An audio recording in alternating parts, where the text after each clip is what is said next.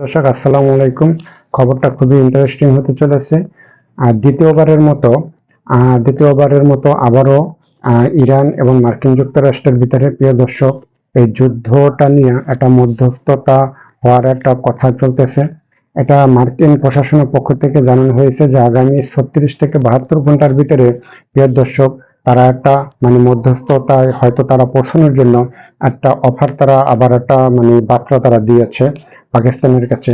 কিন্তু প্রিয় দর্শক, দ্বিতীয় দফায় যে বৈঠকটা হবে সেটা নিয়ে আসলে মার্কিন প্রশাসনের পক্ষ থেকে তারা বলছে যে এটা একটা ভালো সংবাদ, এটা একটা সুসংবাদ।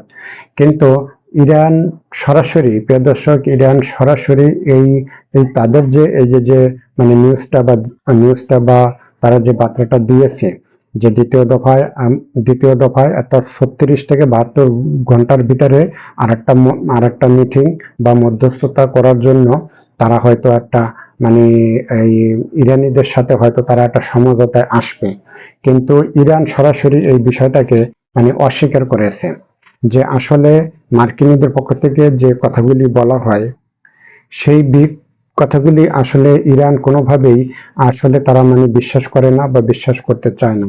কারণ এখানে মানে বিশ্বাস না করারই কথা, কারণ এর আগে যতবার মিটিং পাকিস্তান যে মধ্যস্থতা করার জন্য ইরান কিন্তু খুব আন্তরিকতা দেখিয়েছে। কিন্তু ইরানের আসলে এই আন্তরিকতার কারণে কিন্তু আমার মনে হয় যে মিটিংটা হয় নাই। কিন্তু ইরান সম্ভবত একটু আন্তরিকতা কম দেখাইলেই আমার মনে হয় যে হয়তো সমঝোতায় এখানে চলে আসতো, প্রিয় দর্শক।